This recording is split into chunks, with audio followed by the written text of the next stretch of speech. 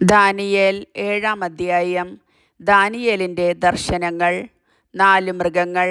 Babylon രാജാവായ ബൽഷാസറിൻ്റെ 1-ാം ഭരണവർഷം ദാനിയേലിന് ഉറക്കത്തിൽ ഒരു സ്വപ്നവും ചില ദർശനങ്ങളും ഉണ്ടായി.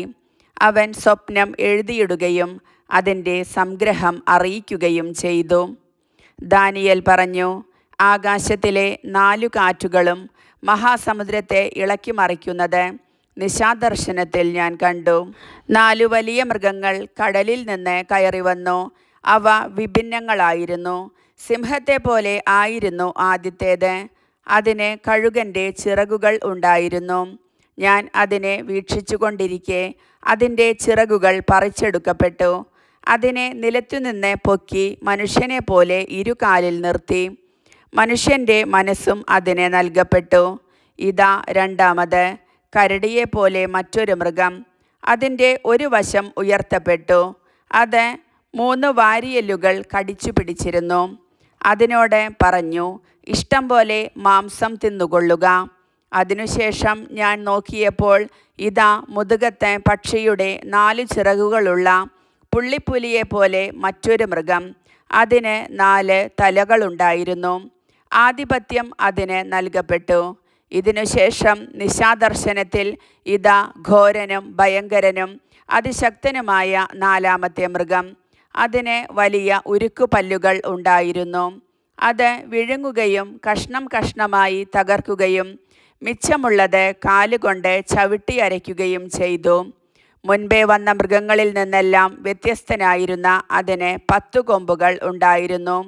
ഞാൻ കൊമ്പുകൾ നോക്കിക്കൊണ്ടിരിക്കുമ്പോൾ ഇതാ മറ്റൊരു ചെറിയ കൊമ്പ് അവയുടെ ഇടയിൽ മുളച്ചു വരുന്നു. അതിൻ്റെ വരവോടെ ആദ്യത്തേതിൽ 3 വേരോടെ പിഴുതുമാറ്റപ്പെട്ടു.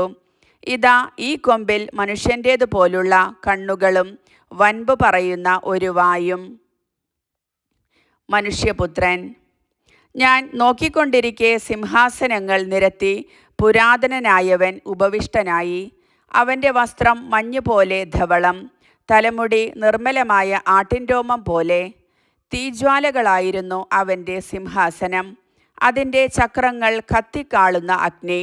അവൻ്റെ മുൻപിൽ നിന്ന് അഗ്നിപ്രവാഹം പുറപ്പെട്ടു. 1000 പേർ അവനെ സേവിച്ചു. 10,000 പേർ അവൻ്റെ മുൻപിൽ നിന്നു. ന്യായാധിപസഭ ന്യായവിധിക്ക് ഉപവിഷ്ടനായി. ഗ്രന്ഥങ്ങൾ തുറക്കപ്പെട്ടു. കൊമ്പിൻ്റെ വൻപ് പറച്ചിൽ കേട്ട് ഞാൻ നോക്കി. ഞാൻ നോക്കിക്കൊണ്ടിരിക്കെ ആ മൃഗം കൊല്ലപ്പെട്ടു. അതിൻ്റെ ശരീരം നശിപ്പിക്കപ്പെട്ടു. അഗ്നിയിൽ ദഹിപ്പിക്കാൻ അത് വിട്ടുകൊടുക്കപ്പെടുകയും ചെയ്തു. മറ്റു മൃഗങ്ങളുടെ ആധിപത്യം എടുത്ത് മാറ്റപ്പെട്ടു. എന്നാൽ അവയുടെ ആയുസ്സ് ഒരു കാലത്തേക്കും ഒരു സമയത്തേക്കും നീണ്ടുനിന്നു. നിശാദർശനത്തിൽ ഞാൻ കണ്ടു, ഇതാ വാനമേഘങ്ങളോടുകൂടെ മനുഷ്യപുത്രനെ പോലെ ഒരുവൻ വരുന്നു. അവനെ പുരാതനനായവൻ്റെ മുൻപിൽ ആനയിച്ചു.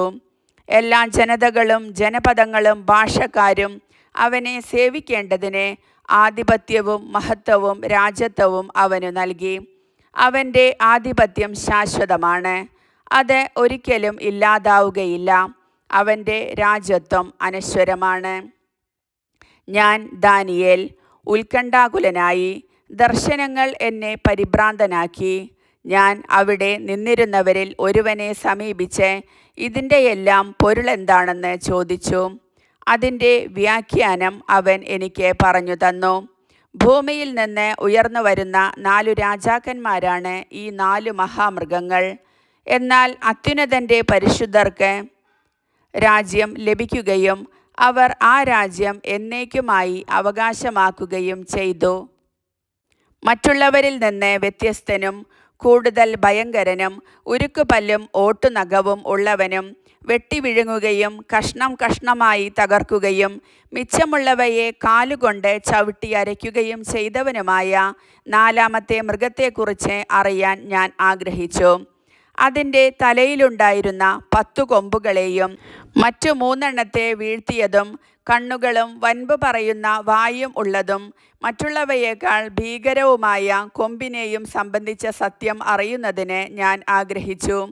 പുരാതനനായവൻ വന്ന് അത്യുന്നതൻ്റെ പരിശുദ്ധർക്കു വേണ്ടി ന്യായവിധി നടത്തുന്നതുവരെ പരിശുദ്ധർ രാജ്യം സ്വീകരിക്കുന്ന സമയം സമാഗതമാകുന്നതുവരെ ഈ കൊമ്പ് അവരുമായി പൊരുതി ജയിക്കുന്നത് ഞാൻ കണ്ടു.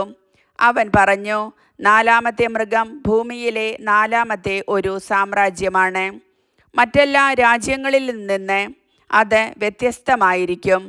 അത് ഭൂമി മുഴുവൻ വെട്ടിവിഴുങ്ങുകയും ചവിട്ടി മെതിക്കുകയും കഷ്ണം കഷ്ണമായി തകർക്കുകയും ചെയ്യും.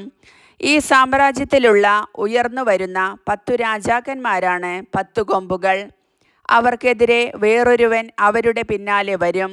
തൻ്റെ മുൻഗാമികളിൽ നിന്ന് അവൻ ഭിന്നനായിരിക്കും. അവൻ 3 രാജാക്കന്മാരെ താഴെ ഇറക്കും.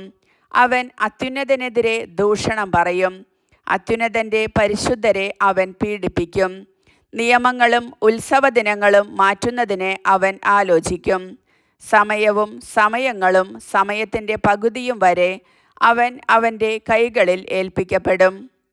എന്നാൽ ന്യായാധിപസഭ വിധി പ്രസ്താവിക്കാൻ ഉപവിഷ്ടമാവുകയും അവൻ്റെ ആധിപത്യം എടുത്തു മാറ്റപ്പെടുകയും ചെയ്യും.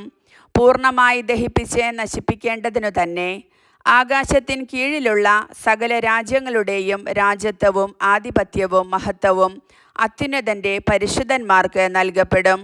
അവരുടെ രാജ്യം ശാശ്വതമാണ്. എല്ലാ ആധിപത്യങ്ങളും അവരെ സേവിക്കുകയും അനുസരിക്കുകയും ചെയ്യും. ഇത്രയുമാണ് ദർശനത്തിൻ്റെ വിശദീകരണം. ഞാൻ ദാനിയേൽ എൻ്റെ വിചാരങ്ങൾ നിമിത്തം പരിഭ്രാന്തനായി, ഞാൻ വിവരണനായി, എല്ലാം ഞാൻ മനസ്സിൽ സൂക്ഷിച്ചു.